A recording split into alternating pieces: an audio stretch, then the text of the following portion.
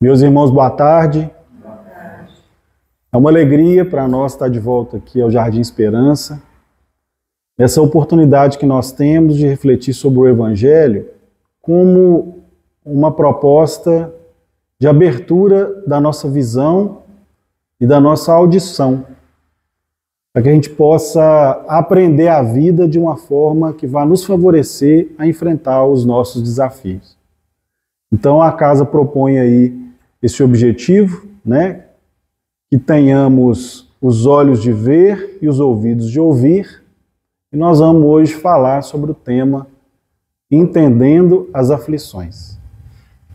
É interessante porque Jesus, ele trouxe dos seus vários ensinamentos que estão registrados no Evangelho, um que ele diz assim: é que o coração desse povo se tornou pesado, para que, ouvindo, não me ouça, e vendo, não veja, e para que eu não os cure. E ele faz essa referência ligando o nosso coração à nossa capacidade de ouvir e de ver. E muitas vezes a gente não se percebe que um dos grandes desafios da nossa existência é aprender a ver e a ouvir. E o que mais se coloca como impeditivo a esse desenvolvimento da nossa visão e da nossa audição, uma visão e uma audição que vão nos auxiliar a perceber a nossa verdadeira realidade, é aquilo que a gente traz no coração. O nosso orgulho, o nosso egoísmo, os nossos medos, a nossa baixa autoestima, as nossas ansiedades. Por quê?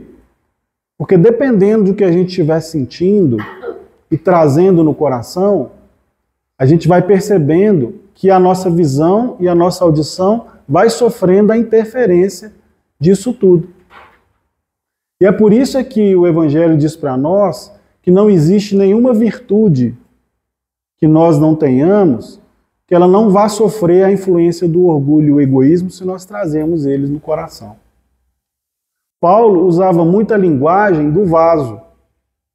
E ele falava que a gente precisava aprender a ser um vaso limpo, para que o amor de Deus se derramando sobre nós, quando o amor vem para dentro do vaso, aquilo que está ali dentro não estrague.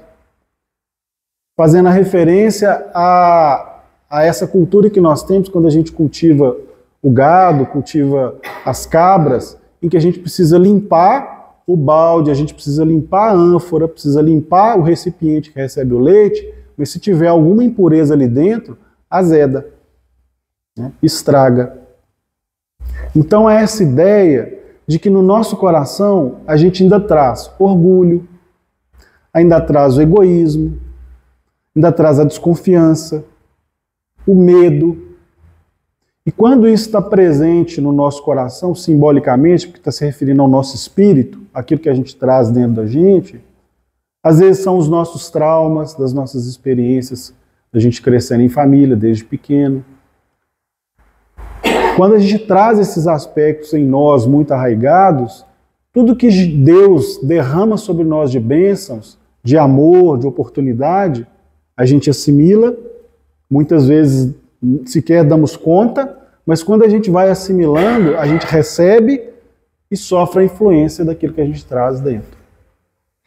Então, às vezes, a gente recebe a luz e com aquilo que a gente tem dentro de nós, a gente transforma em trevas. Quantas pessoas, às vezes, escutam falar da proposta do Evangelho, por exemplo, e às vezes elas estão tão agarradas na matéria, elas estão tão preocupadas em conservar aquilo de material que elas têm, que elas não estão com o coração aberto para ouvir falar que nós somos espíritos imortais, ocupando um corpo físico, numa experiência transitória, para o aprendizado. Mas a pessoa traz lá dentro aquele apego, ela não quer ouvir isso. Ela quer se identificar com o seu próprio corpo. E ela quer manter aquela condição que ela tem, às vezes ela tem uma condição econômica boa, às vezes ela tem os hábitos dela que ela não quer se livrar deles, mas se ela entender que ela é um espírito imortal em experiência transitória no corpo físico, como Jesus nos ensina, ela vai ter que começar a experimentar um pouco de responsabilidade e entender que ela pode mudar a sua vida, que ela pode se libertar de determinados vícios. Então ele escuta a proposta do Evangelho como se fosse uma proposta de interesse. Não, estão querendo dominar minha mente com uma mentira, estão querendo trazer para mim a culpa para que eu aceite determinados conceitos e eu vou perder a minha liberdade. Então muitas pessoas estão nessa condição. Veja que chega a informação para ela, sobre a informação libertadora. Jesus diz, conhecereis a verdade e a verdade vos libertará.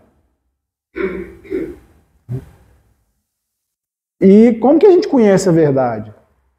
Pelos olhos, pelos ouvidos, pelo coração, pelas experiências. Mas a pessoa não consegue abrir o coração para aquela informação. E ela ainda consegue tirar daquele convite, que é o convite de Jesus, uma reflexão negativa. Como se por trás da proposta do Evangelho houvesse uma proposta de dominação. Quantos outros fizeram da mensagem de Jesus uma mensagem que gerou conflitos, guerras, divisões, quando a gente vê na mensagem de Jesus uma proposta de fraternidade, de união, em que as pessoas se reconheçam como irmãs, filhas de um mesmo pai. Mas por causa disso que trazem no coração, o coração endurecido pelo orgulho e pelo egoísmo, recebe o Evangelho e transforma ele em algo que ele não é. E passa ele para frente de uma forma diferente. E as pessoas aceitam. E muitas pessoas acreditam. Então isso é só para dar um exemplo de como nossos ouvidos e os nossos olhos, eles sofrem a influência daquilo que a gente traz dentro do nosso coração. E eles às vezes impedem que a gente possa ver, que a gente possa perceber. Perceber o quê? Perceber a nossa realidade, a nossa condição. É tão desafiador nós percebermos a nossa realidade, a nossa condição, que quando Kardec ele questiona os espíritos sobre qual é a forma que o espírito tem, nós vemos a resposta que é dada. O espírito é como uma chama, é como um clarão. Mas em outra questão vem a fala dos benfeitores. Não é fácil analisar o espírito com a vossa linguagem. Quer dizer, nós somos espíritos imortais, mas na condição que nós estamos na Terra, até a linguagem é limitada para entender o que nós somos. Mas é suficiente para nós entender que nós somos espíritos, almas imortais, em experiência transitória no corpo físico. E é muito importante esse conceito quando a gente vai começar a refletir sobre as aflições. Porque uma coisa é a gente enfrentar as nossas aflições, as nossas dificuldades, os nossos problemas, nos confundindo com o corpo físico. A outra coisa é enfrentar os nossos desafios entendendo que nós somos um espírito imortal, passando transitoriamente por aquelas dificuldades. Muda muita coisa. Às vezes parece que não, que é só uma reflexão de estudo. Mas se a gente começar a ver a nossa experiência na Terra no nosso dia a dia, a gente vai entendendo como esse conceito muda para nós. A começar da morte. Imagina que a gente, numa condição de saúde, a gente percebe que a nossa desencarnação está se aproximando, que nós vamos morrer. Se a gente se confunde com o corpo físico, é desesperador. Então nós vamos ter duas posturas. Ou nós vamos nos sentir desesperados, porque se o meu corpo físico acabar, eu vou acabar também, e essa é uma ideia muito ruim. Ou nós vamos fugir, como muitas pessoas fogem. As pessoas não falam em morte. As pessoas fogem de enfrentar um problema que todos nós vamos ter que lidar, na expressão em que a gente é convidado a refletir, porque a gente precisa aprender a lidar com as nossas aflições. E a gente, lidando com as aflições, nós temos o recurso da compreensão. Então, o convite nos nossos desafios na Terra é que a gente possa lidar, enfrentar as nossas aflições. Mas o que acontece com as pessoas que às vezes se deixam envolver por essa lógica materialista? Elas fogem das aflições. Então elas estão sempre ou fugindo, ou transferindo as aflições para os outros, ou se escondendo das aflições, ou alimentando as aflições. Quando a proposta, como nós somos espíritos imortais em desenvolvimento, é que a gente entenda o sentido da aflição na nossa vida. Toda a aflição que a gente experimenta, todo contratempo, toda dificuldade que a gente passa, seja ela no ambiente familiar, seja ela no ambiente de trabalho, seja ela no nosso ambiente íntimo, porque às vezes a aflição nossa, ela é a interior mesmo, é a vivência da ansiedade, é a insônia que a gente às vezes experimenta de madrugada, é a preocupação com o parente que a gente ama, que está passando por uma dificuldade. Todas essas aflições, elas têm um sentido na nossa existência. Mas a gente só consegue compreender que existe um sentido se a gente trouxer a ideia da imortalidade da alma. Se a gente trouxer a ideia de que nós somos espíritos aqui aprendendo. E que essas experiências são transitórias. É esse o caminho da compreensão das nossas aflições. Por quê? Porque elas vão trazendo para nós oportunidade de aprendizado. Então Jesus diz para nós, reconcilia-te com o teu adversário enquanto estás a caminho com ele. Então ele nos dá o quê? Um período de tempo de convivência dentro do nosso ambiente do lar. Com parentes que são diferentes de nós, às vezes pensam igual, às vezes pensam diferentes. Então, só essa diferença já é uma oportunidade de aprendizado. Porque ali convivendo e lidando com esses sentimentos, que às vezes são sentimentos de amor, mas muitas vezes dão lugar a sentimentos de mágoa, de aversão, de irritabilidade, nós somos convidados a ir trabalhando o nosso espírito, a ir amansando o nosso espírito, despertando a nossa condição espiritual, que são os valores que Jesus nos ensina. Então, isso é um sentido central. Se a nossa vida for comparada a um rio, por onde flui a nossa energia, por onde a gente caminha, por onde as emoções que a gente tem fluem, quais emoções? Os nossos medos, as nossas irritações, a nossa raiva, as nossas tristezas, as nossas alegrias, Isso são emoções que todos nós temos. E elas nos auxiliam, a ir entendendo a nossa existência. Elas fluem como se fosse um rio. Agora, se a gente for entender bem qual que é o eixo central desse rio, por onde a maior parte da água precisa fluir, nós vamos entender que é essa parte que diz do sentido da nossa existência. Que é onde a gente pode fluir com a nossa energia de amor, buscando fazer aquilo que nos cabe. Então, nós estamos lá na convivência familiar, voltando para o ambiente familiar. Ali existe uma proposta que diz de perdão, de autocompreensão e de compreensão do outro. De aprender a lidar com esses sentimentos e com essas emoções que estão vivas ali no dia a dia. Então a gente é convidado a, nesse processo da convivência, experimentar a raiva, experimentar a tristeza, experimentar o medo, experimentar a alegria. Nós não temos isso nas nossas convivências familiares? E são experiências naturais, as emoções fazem parte de nós. As emoções, elas nos auxiliam, é a nossa energia em movimento. E elas dão origem aos nossos sentimentos.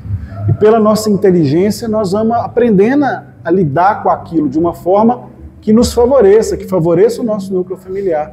Isso é a evolução. Mas o que acontece conosco? Ou a gente, por exemplo, no caso da raiva, ou a gente é aquele tipo de pessoa que estoura para fora, ou a gente estoura para dentro. Ou a gente segura tudo e a gente, ao invés de ser calmo, a gente é controlado. Ou a gente é aquele que não segura nada. né? Não tem nenhum estupim, está sempre estourando. Qualquer coisa a gente põe para fora. E nas duas posições existem as dificuldades e os prejuízos que isso traz. Por quê? Porque o leito do rio, a emoção, ela tem que caminhar associada à nossa capacidade de amar.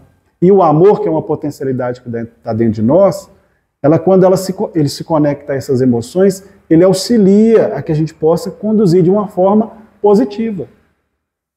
Então, às vezes, a gente não está bem, está com raiva de determinada situação. Então, não é hora de pôr para fora. Mas também não é hora de engolir e depois sair andando como se nada tivesse acontecendo. Porque se aquilo nos incomodou, uma hora nós vamos ter que encontrar uma forma de colocar aquilo. Então, a gente é convidado a conviver em família para fazer esse processo, que é um processo de amadurecimento. Para que a gente não seja o quê? Refém das nossas emoções, refém dos nossos medos, refém das nossas, da nossa raiva, né, da nossa agressividade, porque isso está em nós. Isso é da nossa condição evolutiva, está no nosso momento evolutivo aqui na Terra. E é natural que nós tenhamos elas. O problema é quando a gente não busca o equilíbrio. E aí o que acontece conosco? Essas emoções que são básicas, que são para que a gente possa aprender a se conhecer, a administrar as nossas dificuldades, elas viram contra. Porque elas começam a gerar em nós aflições. Veja, por exemplo, a pessoa que tem o medo, que é um sentimento natural, que é um princípio de conservação da nossa existência. Todos nós temos medo, né? E é importante o medo, porque vamos supor que a gente vai acender a luz e a gente tome um choque na tomada, no interruptor. O que vai acontecer conosco? Na próxima vez que a gente for levar a mão no interruptor, a gente vai recuar e falar, peraí, eu tenho que olhar se não tem eletricidade aqui, porque a gente fica com medo de tomar choque de novo. É um processo natural, porque o choque, dependendo da intensidade, me leva até a desencarnação. Então o medo, ele se comparece na nossa vida com uma forma de preservar, né? Um instinto de preservação. Mas se a gente não o administra direito, o que vai acontecendo com ele? Ele vai se acumulando, se exacerbando, e ele não flui naturalmente. Porque se alguma coisa está me dando medo, eu tenho que trabalhar na minha mente e me perguntar por que eu estou com medo disso. E o que eu posso fazer para evitar aquele risco. Mas se eu vou lidando mal com o medo, ou seja, eu finjo que ele não existe, né? Eu estou vivendo um processo, por exemplo, de receio de ser assaltado na rua, e o tempo inteiro eu estou pensando nisso. Né? Às vezes aconteceu comigo, aconteceu com o outro, e a pessoa começa a ficar preocupada. A mente vai construindo mais medo. E aquela emoção do medo, ela vai se acumulando dentro de nós. Até ela se tornar uma enfermidade, pode virar uma fobia. Quando a gente vê, a gente está com síndrome do pânico. A gente não tem coragem de sair de casa. E a gente está no meio de qualquer quantidade maior de pessoas, a gente começa a sentir a mão suar, né? As pernas trêmulas, o coração disparar. Por quê? Porque aquilo que é o medo que está na nossa vida, que é para nosso auxílio, né? Nós deixamos que ele não fosse gerenciado de uma forma favorável a nós. E aí começam a aparecer as dificuldades. Então, as emoções, elas são para nós uma oportunidade de autoentendimento, de autocompreensão, porque elas vão mostrando para nós mais ou menos o caminho das coisas. Né? Quando a gente está alegre, a alegria é o quê? É sinal de que as coisas estão indo no bom caminho, e está tudo bem. Quando chega a tristeza, ela está dizendo o que para nós? Olha, tem alguma coisa aqui que não está agradando, tem alguma coisa aqui, e é uma ponta do iceberg, porque quando a gente se propõe a se conhecer, né? Ah, por que eu ando tão triste? Por que eu ando tão desanimado? Por que eu não estou tendo ânimo de fazer isso, de fazer aquilo? Então a gente começa a perceber que está se instaurando uma tristeza para nós, que é muito mais do que aquilo que só está contando, olha, aconteceu alguma coisa que eu não gostei, né? Que eu não estou me sentindo confortável com isso. Mas é algo que já vai crescendo, que a gente não está administrando, que a gente está deixando correr. E isso pode se transformar no quê? Num quadro depressivo. Veja que nós estamos falando de pequenas coisas que acontecem na nossa vida e que se a gente não entende, se a gente não se debruça sobre, se a gente não tem o carinho conosco, o amor conosco de olhar, vão se transformando em aflições e vão crescendo na nossa vida. Por quê? Porque a ideia que Jesus traz para nós sobre as aflições, e ele trabalha isso no Sermão da Montanha, é de que a gente pudesse lançar um novo olhar, né? Lançar uma nova escuta sobre os processos que a gente vive e sobre a própria experiência chamada das aflições. Então Jesus, no Sermão do Monte, e o Sermão do Monte, uma parte dele está bem estudada no Evangelho segundo o Espiritismo, no capítulo 5, que é intitulado Bem-aventurados os aflitos.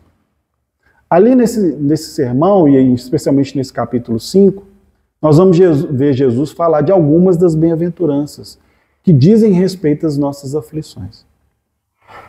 Então ele vai falar para nós, bem-aventurados os que choram, porque serão consolados. Ele vai dizer para nós, bem-aventurados os que têm fome e sede de justiça, porque serão saciados. Bem-aventurados os que sofrem perseguição por mim e por minha causa, porque esses serão chamados filhos de Deus.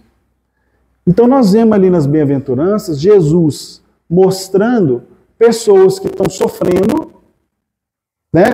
Porque quem são os aflitos? Os aflitos são as pessoas que estão passando dificuldades. Os aflitos são os que estão enfrentando suas dores na terra. E é interessante porque hoje em dia, se a gente tira um pouquinho o olhar de nós e observa um pouco a volta, nós vamos ver que as pessoas estão vivendo muitas aflições. Muitas aflições. De todos os aspectos. Então nós temos hoje as famílias vivendo dificuldades das mais variadas no campo da saúde, né? Enfermidades novas surgindo, às vezes enfermidades complexas da gente lidar com elas dentro de casa. Veja, por exemplo, o Alzheimer. Né? Como é difícil o quadro de Alzheimer para o paciente e para a família dentro de casa, né? Nos casos mais graves. Então nós vamos percebendo que vão chegando convites atuais de hoje em dia, em que a gente vai convivendo com essas aflições, que elas vão nos levando ao limite. São extremamente desafiadoras. Nós temos hoje no campo aí da economia, né, as pessoas com as dificuldades de emprego, as dificuldades de recursos das mais variadas matizes. Nós temos aí países em que é assustadora a quantidade de crianças vivendo na rua, em condição abaixo da linha da pobreza e passando fome. Né? Apesar de observar a nossa volta e ver a quantidade de países que estão se organizando em torno de construção de armas, de elaboração de estratégias de guerra, e toda essa movimentação que a gente percebe que, no fundo, é uma desconexão humana com a nossa própria realidade. Né? É aquela dureza de coração que nós estávamos falando, e o esquecimento completo dessa nossa condição de seres criados por Deus, para o aprendizado do amor, da fraternidade, da convivência. Então, os convites de Jesus que vão chegando para nós, eles vão nos remetendo a esse sermão, e esse sermão fala dessa condição dos que sofrem. Por quê? Porque é um convite que a gente possa reciclar o nosso conceito de felicidade. Veja que o mundo hoje, ele entrega para a gente, nas telas do celular, um conceito de felicidade muito estranho, mas que as pessoas estão assimilando muito. É interessante porque a gente, às vezes, vai acessar a tela do celular e pensa em alguma coisa, e é surpreendente, porque a gente dialoga com a pessoa do lado sobre qualquer coisa, daí a pouco estão vendendo alguma coisa relacionada àquilo no celular. Como se houvesse ali um olhar sobre nós o tempo inteiro, percebendo quais são as nossas preferências, sobre o que a gente está falando. Para quê? Para nos oferecer produtos. Produtos. Então, é um processo em que a gente vai, às vezes, inconscientemente, sendo arrastado para lógicas de felicidade que não nos trazem verdadeiramente felicidade. Porque quando a gente fala do Sermão da Montanha, e Jesus vai falar sobre os bem-aventurados, os felizes, ele, a época em que ele diz isso, ele surpreende a todos que estão à sua volta. E até hoje ele ainda surpreende a nós. Porque o que é a felicidade para cada um de nós aqui? Às vezes a gente pensa que a felicidade é a gente ter saúde e não ter enfermidade. Quando isso a gente vai percebendo que é uma realidade que faz parte da nossa vida. A enfermidade, ela caminha conosco. Por mais que a gente queira um corpo saudável, a gente em algum momento da vida vai experimentar a enfermidade. Se a gente não experimenta, quem está do nosso lado, que a gente ama, vai experimentar. Às vezes a gente acha que a felicidade é a gente nunca se separar de quem a gente ama. Outra ilusão. É outra ilusão que a gente cultiva. Por quê? Porque nós vamos viver a aflição da separação. Todos nós. Todos nós que temos afetos dentro de casa, que temos filho, que temos pai, mãe, já passamos ou vamos passar pela experiência da desencarnação em família.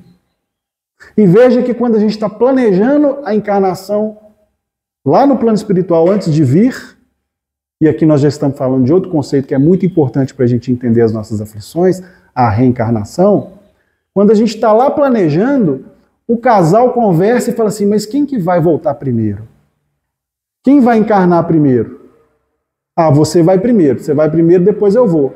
E lá na Terra nós vamos nos encontrar e vamos constituir uma família. E quando a gente tiver constituído a família, quem vai desencarnar primeiro? Eu falo, não, vai você que eu não consigo ficar sem você. Não, vai você que eu não consigo ficar sem você.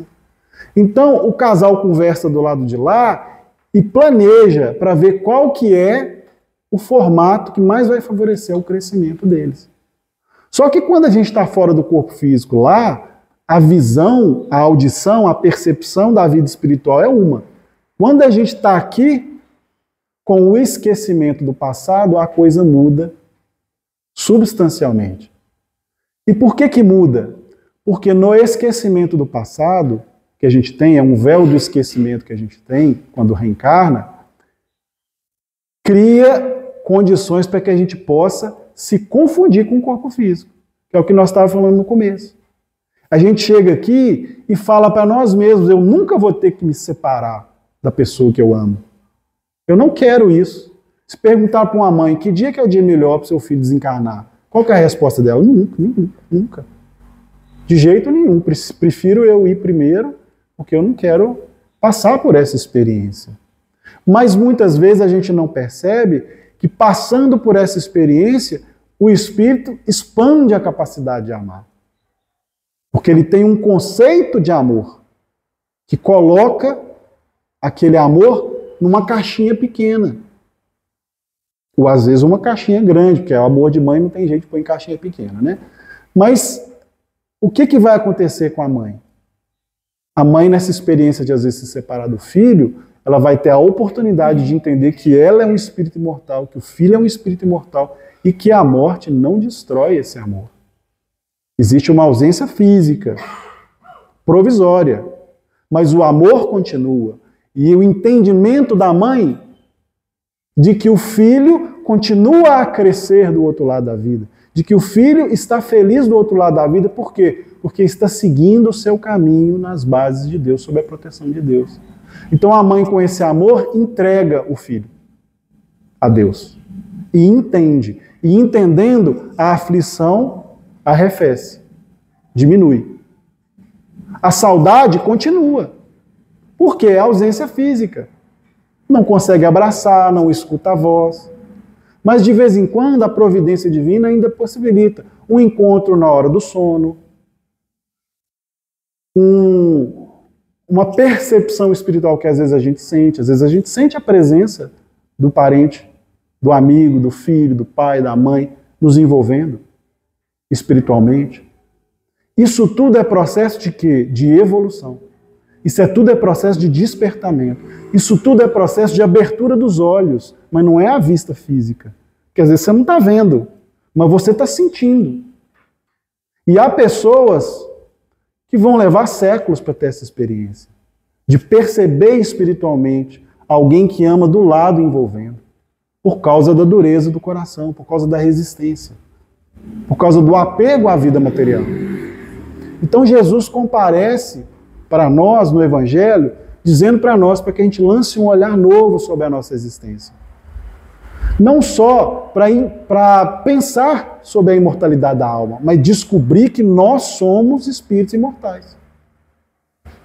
Que nós somos espíritos imortais. E não são os espíritas que são espíritos imortais. Não são os cristãos que são espíritos imortais. Não são os budistas. Não são os hinduístas. São todos. Todos nós somos espíritos imortais. E nós podemos acreditar naquilo que nós quisermos. Porque Deus nos dá essa liberdade de acreditar no que nós quisermos. Mas nós precisamos entender que, podendo acreditar no que a gente quer, a gente não consegue se furtar à frustração. Porque depois de passar uma vida inteira concebendo a nossa vida como se a gente fosse só o nosso corpo físico e nada além disso, nós podemos chegar no final da existência e desencarnar e nos ver do outro lado da vida, sobrevivendo.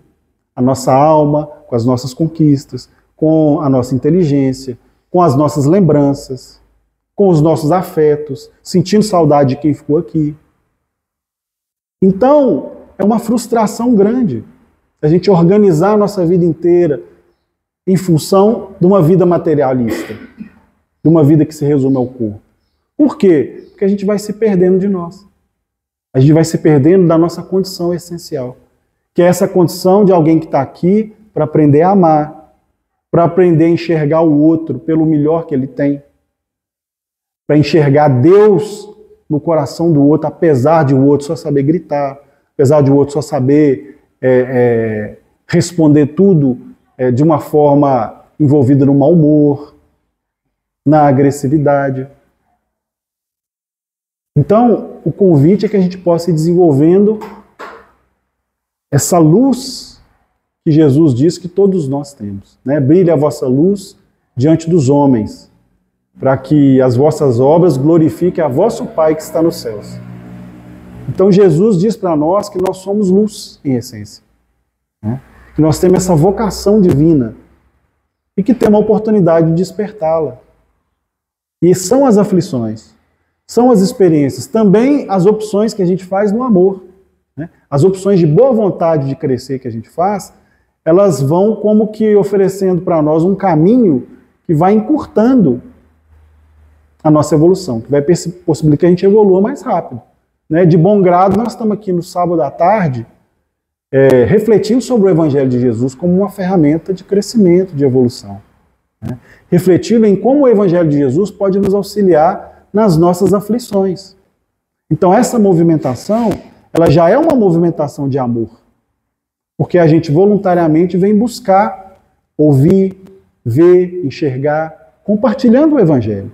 Isso é muito bom. Mas quantos de nós não estamos aqui exatamente porque a aflição chegou na nossa vida? Porque a gente estava naquela condição, às vezes, em que as coisas estavam confortáveis, as coisas estavam do jeito que a gente queria, e de repente começou a acontecer algumas coisas que saíram um pouco do que a gente estava planejando. E a gente começou a sentir a dor, a sentir o incômodo, a sentir a depressão, a sentir o medo, a ansiedade, às vezes o desespero, a desesperança. E isso acabou nos trazendo até aqui. Isso acabou criando em nós espaço no coração para que a gente escutasse e visse a realidade do Evangelho na nossa vida. E Jesus, ao trazer para nós esse ensinamento das bem-aventuranças, esses vários ensinamentos, ele quer que a gente repense essa questão da felicidade. Ele quer. O Evangelho segundo o Espiritismo, por exemplo, aqui no capítulo 5, ele diz para nós que a calma, quando as aflições chegam na nossa vida, é uma espécie de felicidade. Veja que conceito interessante. Porque diz para nós que a gente vai enfrentando as dificuldades e, a depender da nossa condição, a gente entra naquele desespero, naquela agitação, naquela ansiedade, né? Às vezes aquele sentimento de que vai tudo derruir, né? Por causa da visão, que a gente foca muito no problema, o problema vai crescendo aos nossos olhos. Mas Jesus dizendo para nós, olha, existe um caminho que a gente tem, uma opção para enfrentar as nossas dificuldades. Em primeiro lugar, buscando compreender. Em primeiro lugar, entendendo que o reino de Deus está dentro de nós. Entendendo que nós somos espíritos imortais. E que se o médico, por exemplo, deu o diagnóstico de uma doença de terrível tratamento, nós ainda assim podemos ter a ideia clara de que o nosso corpo não resume a nossa condição espiritual. Que o nosso corpo é transitório e mesmo se aquela doença, por mais difícil que for, ela nos levar à desencarnação, aquilo que é a nossa essência continua. Só essa ideia já nos dá uma outra condição de lidar com a enfermidade. Porque ela já não é para nós o aniquilamento nosso. Então já nos dá espaço mental para ter mais tranquilidade e desenvolver a calma nas aflições. Então isso é uma espécie de felicidade. Não é à toa que existe uma bem-aventurança própria para essa questão da mansidão, que é outra bem-aventurança, né? Que vai dizer, bem-aventurados os mansos, porque deles é o reino dos céus. Então a mansidão, a calma nas aflições é uma espécie de felicidade, diz para nós o Evangelho segundo o Espiritismo. Uma outra coisa que o Evangelho segundo o Espiritismo diz para nós e que é importante no processo do entendimento das nossas aflições é que ele vai colocar para nós 3 ideias básicas em relação às causas das nossas aflições. Primeiro ele diz assim, para todo efeito existe uma causa. Não existe na nossa existência, na nossa vida e no universo um efeito sem causa. Nada acontece sem ter algo que causou. Veja, quando a gente estuda Deus, a linguagem dos espíritos, ela parte dessa lógica, de causa. Porque quando a gente pergunta o que é Deus, Kardec pergunta aos espíritos, os espíritos respondem, Deus é a inteligência suprema, causa primária de todas as coisas. Então, os espíritos, para nos informar sobre a nossa condição e a nossa relação com Deus, eles se preocuparam em nos informar que Deus é a causa inicial de tudo. Por quê? Porque a ciência, na época de Kardec, ela dizia, tinha esse axioma, tinha essa regra, em que se dizia, olha, não há causa sem efeito. Então, nada existe sem que a gente possa explicar. Uma coisa leva à outra. Isso possibilita que a gente compreenda tudo na nossa vida. O que isso tem a ver com o nosso tema? Tem a ver que quando a gente vive um problema na nossa vida, seja ele qual for, se a gente parar um pouco, respirar fundo, elevar o nosso pensamento a Deus, fizer uma oração e pedir, como o cego de Jericó pediu a Jesus, Senhor, que eu veja, nós vamos entender o nosso problema. Nós vamos ter condição de compreender ele melhor e de perceber o que é que nós precisamos fazer para enfrentar. Por quem tem problemas que basta esperar o tempo e ter a paciência de aguardar passar. Como, por exemplo, uma chuva forte, que a gente está dentro de casa, a casa toda fechada. Vai fazer o quê? Nós aguardamos ela passar, né? Por mais que ela nos assuste.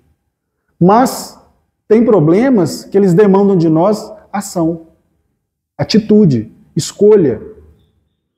Então é preciso compreender a aflição. E toda a aflição pode ser compreendida. Por quê? Porque toda a experiência que a gente passa tem uma causa. Então aqui no Evangelho segundo o Espiritismo vai dizer para nós exatamente isso. Primeiro ele começa dizendo causas atuais das aflições. Então hoje, com os nossos problemas, nós precisamos primeiro fazer uma pergunta a nós mesmos quando estivermos diante desses problemas. E a pergunta é a seguinte, ela diz assim, se eu houvesse feito ou deixado de fazer tal ou qual coisa, não estaria em semelhante condição. O que eu poderia ter feito para evitar ou o que eu poderia ter deixado de fazer para evitar este problema que eu estou vivenciando hoje. Então é uma reflexão que os benfeitores colocam para nós quando eles falam de causas atuais das aflições. Por quê? Porque eles dizem para nós que a maioria das dificuldades que a gente vivencia hoje, elas são resultado do quê? Às vezes da nossa imprevidência, às vezes a gente gasta mais do que pode, não é? Às vezes é resultado da nossa precipitação, que às vezes a gente, por ansiedade, a gente vai ali e age quando não deveria tomar aquela atitude. Às vezes a gente está tentando um relacionamento familiar e de repente a gente está olhando para o outro, achando que o outro é que está nos agredindo, mas quando a gente vai ver é a gente que está agredindo ele. E a gente só vê a atitude dele, mas não vê a nossa. Então são causas atuais das aflições. Porque a maioria das nossas aflições hoje são o resultado das nossas escolhas atuais, do nosso presente. Então a gente precisa, como um movimento de autorresponsabilidade, esse é um conceito muito importante de lidar com as nossas aflições e com todas as reflexões em torno da doutrina espírita. Por quê? Porque quando a gente está diante das aflições que a gente tem, a gente precisa entender qual a nossa responsabilidade naquilo que está acontecendo. Por que isso é importante? Porque está na nossa mão. Se a gente descobre qual que é a nossa contribuição para o problema, e a gente está contribuindo e causando o problema, está na nossa mão cortar o mal pela raiz. Então, se eu estou causando a discussão familiar, o desequilíbrio na família, vamos pensar, nós estamos nos aproximando do Natal, né?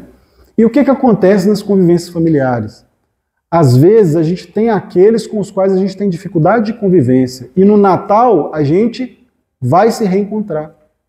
Que às vezes a dificuldade se torna de tal forma para nós que a gente começa a evitar encontrar com a pessoa, ao invés de aproveitar a oportunidade para se reconciliar com o nosso adversário. Porque às vezes hoje a gente está brigando, né? Ele é nosso primo, mas quem sabe se na existência passada ele não vem como nosso irmão. E aí a convivência vai ser intensificada, né? Dentro de uma perspectiva de que a providência divina nos oferece os recursos que a gente precisa para realizar aquilo que a gente deve realizar. Então o Natal está se aproximando. E a gente às vezes tem essa dificuldade.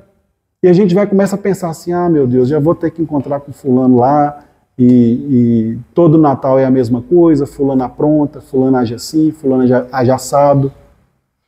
E a gente não percebe que às vezes a pessoa do lado de lá, ela tem as suas dificuldades, ela tem as suas fragilidades, e ela espera ser acolhida na família. E a época do Natal é uma época favorável para isso. É uma época em que, dentro do nosso coração, aflora mais esse sentimento de fraternidade, porque é a comemoração do nascimento de Jesus.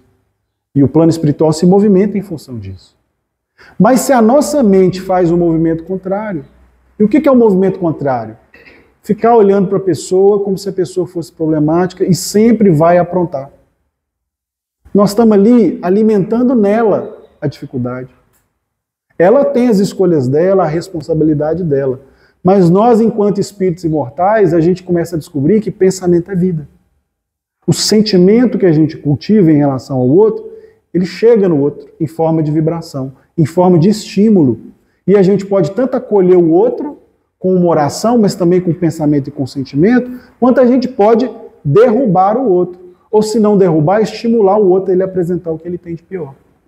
Então quando a gente começa com esse pensamento e começa a conversar com os outros familiares, ah, fulano sempre apronta, fulano está sempre assim. Né? Esse ano ele não vai aprontar não, né? O que nós vamos fazer? A gente, sem perceber, a gente já vai criando a situação. Ou alimentando para que ela aconteça de novo. E por que ela acontece de novo? Porque o sentido da nossa existência não é apontar o defeito dos outros, não é fazer uma seleção e excluir as pessoas que a gente acha que não servem e acolher perto de nós só quem a gente gosta. O sentido da nossa existência não é esse. O sentido da nossa existência é desenvolver no nosso coração a capacidade de amar. De amar. De reconhecer no outro a presença divina, a presença de Deus ali dentro. Porque Deus criou aquele espírito, por mais complicado que ele esteja naquela situação transitória, mas criou ele para que ele também encontre a sua harmonia, a sua felicidade. E colocou ele do nosso lado, para que a gente ande junto aqui na Terra. Então, essa visão que traz a imortalidade, o sentido da nossa existência, ela dá um outro sentido às nossas aflições. Veja que nós estamos falando das aflições em família, dos conflitos familiares. Porque se a gente fica lançando esse olhar negativo sobre as pessoas, nós estamos repetindo o que todo mundo faz. E o cristão não pode se dar esse luxo. Ao cristão cabe trabalhar no próprio coração a ideia de que se os seus olhos forem bons, todo o teu corpo vai ter luz. Ele está falando do corpo, está falando da saúde do nosso espírito e do nosso corpo. Mas a gente pode falar, se os seus olhos forem bons, toda a tua família vai ter luz. Se os seus olhos forem bons, todos aqueles com os quais você convive vão ter luz. Se ele não tiver a luz dele própria, pelo menos ele vai ter a nossa luz. A nossa oração, a nossa compaixão, a nossa vibração em favor dele. Porque a partir da forma como a gente observa, a gente gera sentimentos, emoções e cultiva. E essas emoções elas vão crescendo dentro de nós. E quando mal cultivadas, não tenhamos dúvida, nós adoecemos fisicamente mesmo. O que acontece conosco é que às vezes a gente não tem a dimensão de o quanto as nossas emoções mal vivenciadas nos adoecem. E elas adoecem de verdade. Na obra do André Luiz, A Vida no Mundo Espiritual, nós encontramos lá uma fala dele dizendo para nós que as nossas emoções mal vividas, elas dilaceram as células. Veja, por exemplo, às vezes a pessoa que ela tem muita agressividade, mas ela tem aquele perfil que não é a agressividade que explode para fora, ela explode para dentro, né? Às vezes a pessoa ela é vegetariana, ela vai lá no médico, o gastroenterologista, e conversa com ele, ela está com problema de estômago, e conversa com o médico. Aí o médico pergunta, como é que é a sua alimentação? Você vai ver, a alimentação é perfeita. É aquela alimentação assim, que a nutricionista bate até palma. Mas quando você vai ver, o que acontece? A pessoa engole tudo. Então ela tem a agressividade, ela não põe para fora, mas ela estoura para dentro. E isso vai trazendo para ela uma série de dificuldades no trato digestivo. Quem tiver a curiosidade, por exemplo, pegar o livro Pensamento e Vida, vai ver lá na questão saúde ou enfermidade, é uma dessas duas. Nós vamos ver lá que o Emmanuel vai descrevendo esse processo. Ele fala, desde o momento que a gente começa o conflito, já começa o processo de secar a boca, de dar paralisia no estômago, e a gente não absorve os nutrientes no trato digestivo. Só por a gente estar sentado na mesa, se alimentando, e começa o primeiro conflito. E nós não estamos falando de conflito grave, não. Nós estamos falando daquelas discussões que a gente às vezes experimenta, que a gente se acostuma, mas como diz a Clarice Lispector, a gente se acostuma, mas não devia, né? E a gente vai ali se irritando por qualquer coisa, no café da manhã. Então a boca já começa a secar. E o organismo fisiológico vai sofrendo. De tanto isso se repetir, se instauram os quadros de dificuldade gástrica. Veja hoje em dia como as pessoas estão com dificuldade nesse campo da alimentação. E não dão conta e não se apercebem de que as emoções nesse processo elas são determinantes. E o povo todo com foco no quê? Na questão material. O que eu estou comendo, né? Se eu estou tomando leite, se eu não estou, que hoje em dia está essa onda, né, da intolerância, das intolerâncias aí que nós estamos percebendo, mas a gente percebe a intolerância fisiológica, mas as intolerâncias do campo moral a gente não observa. E quando a gente senta diante de um médico homeopata, por exemplo, ele vai por este caminho que nós estamos falando aqui, que é o caminho de nos entender como espíritos na experiência no corpo físico. Porque isso é nada mais, nada menos do que nos conceber não só como um corpo, mas como um homem integral, como diz a Joana de Ângeles. Nós somos um corpo físico, nós somos um espírito imortal e a conexão dessas estruturas trabalhando em auxílio uma da outra. né? Num trabalho que é um trabalho de mútuo auxílio, aprendendo a cuidar do corpo e aprendendo a cuidar do espírito. Então, isso são conceitos que nos ajudam a entender as nossas aflições no campo da saúde, né? Não só nas vivências familiares, mas no campo da saúde também.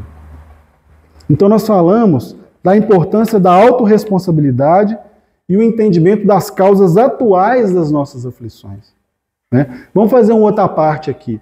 Vamos observar como é que nós estamos acompanhando as redes sociais e associando ao que a gente vê a nossa irritabilidade, a nossa revolta. Por quê? Porque ali nós estamos também num movimento de gerar causas atuais para as nossas aflições. Porque nós não estamos tendo harmonia e equilíbrio em lidar com as diferenças de pensamento, as diferenças de ideologia. E isso tudo acontece conosco por quê?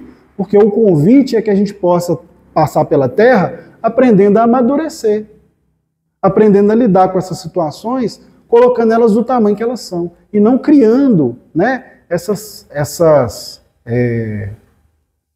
situações que nós estamos vivendo hoje, de divisão, de colocar a sociedade dividida em dois lados, entrando em guerra e em conflito, e desequilibrando a todas as pessoas, desequilibrando o ambiente familiar, né? Então nós precisamos entender, nós enquanto espírito imortal, nesse processo de amadurecimento e colocando as coisas do tamanho que elas são, não se deixando envolver nessas como se diz, essas paixões. A expressão é exatamente essa, a gente se apaixona, né, pelas discussões, e ali a gente é capaz das maiores crueldades, né?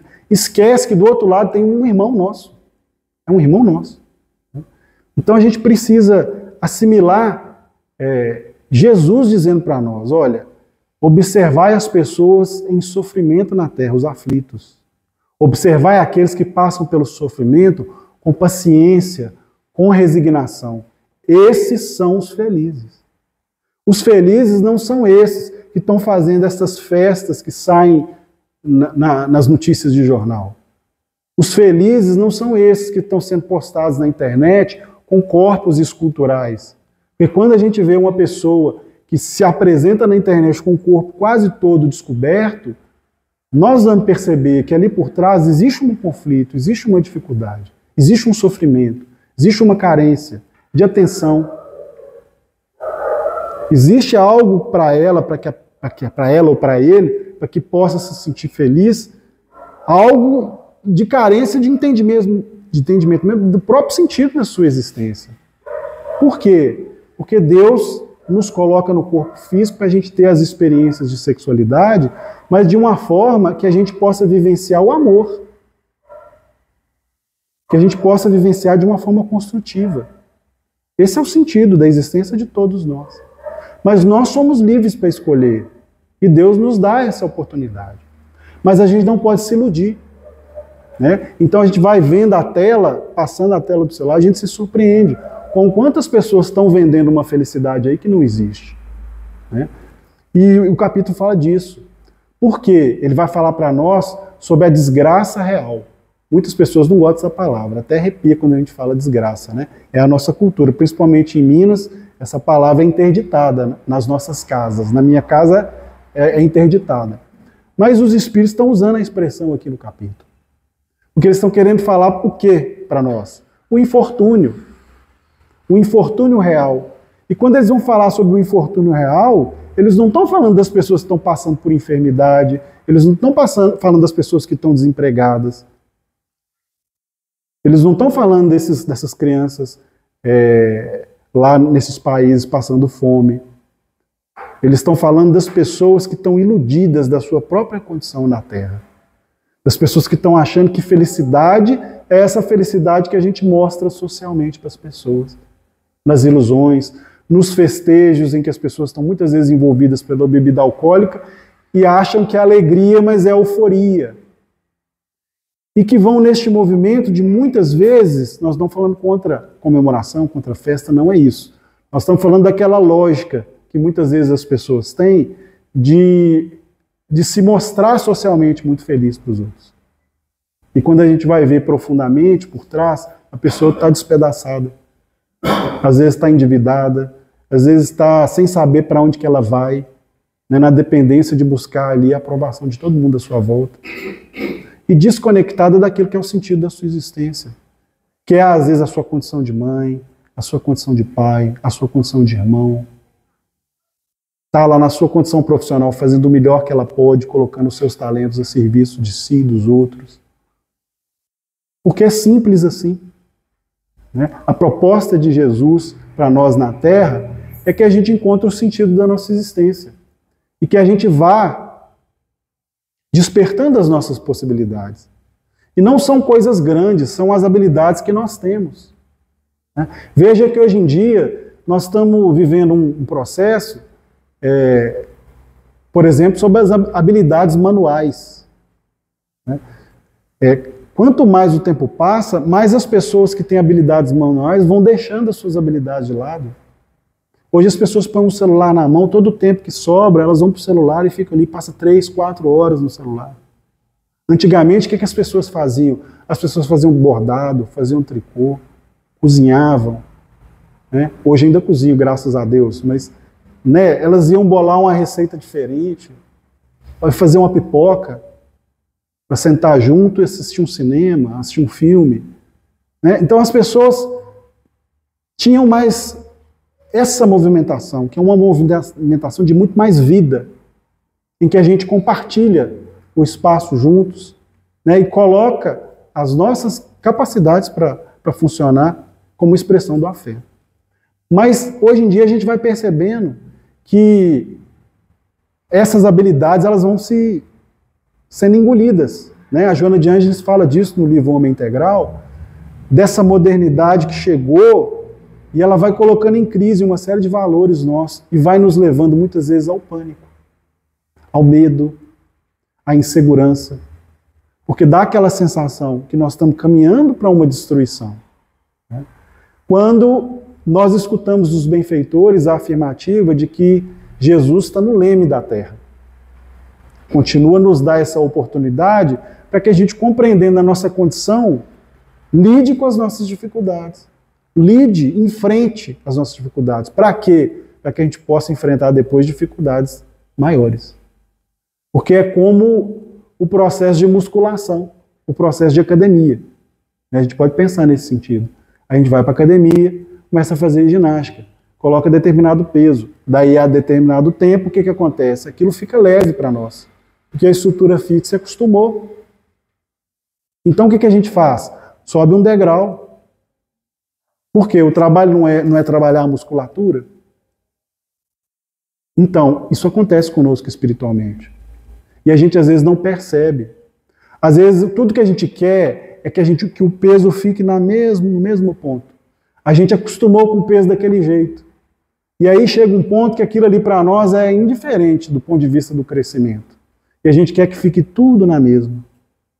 Então o que acontece? E Jesus fala isso para nós, já caminhando para o encerramento, numa lição aqui, no Jesus no Lar, na lição 31, intitulada A Razão da Dor.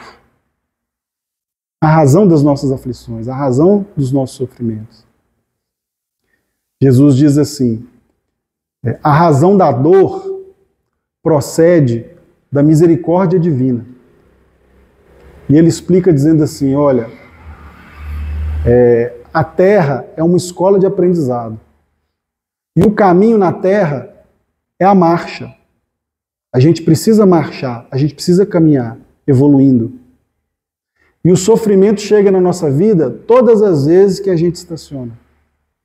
Todas as vezes que a gente se propõe a se manter naquela zona de conforto, vem a dor.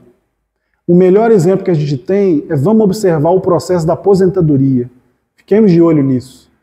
Quando a gente se propõe a aposentar e não faz um planejamento consciente, observa para você ver. Às vezes a pessoa está vindo ali com saúde na atividade.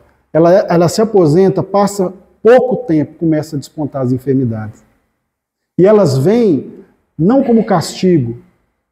Elas vêm por quê? Porque aquele espírito que está ali, às vezes coloca na cabeça que chegou o momento de ele não ter compromisso com mais nada. Ele hoje está por conta de aproveitar.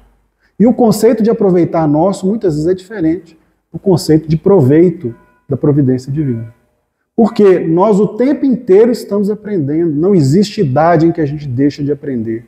Até a pessoa que está vivenciando o processo do Alzheimer mais profundo, ela pode não verbalizar, mas ela está em profundo aprendizado ali espiritualmente.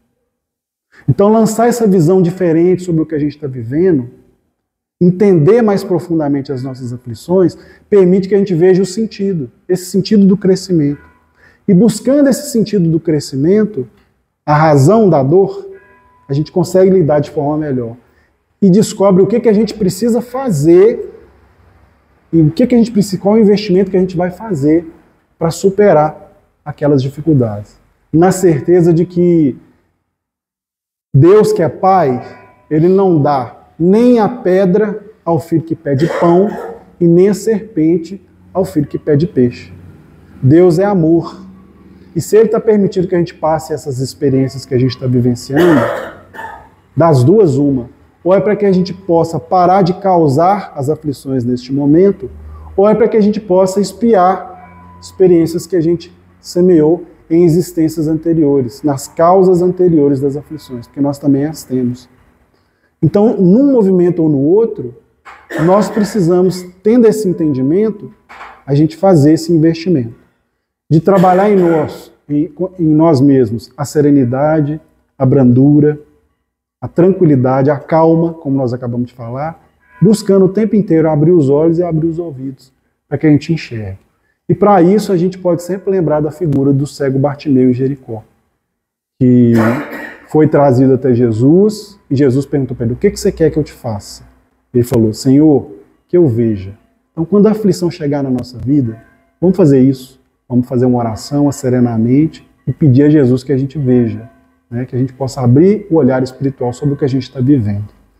Então nós vamos agradecer a paciência de todos, a caridade de haver nos ouvido, rogando a Jesus que Ele possa continuar nos auxiliar aí nos desafios, nas nossas aflições. Muito obrigado, viu, gente?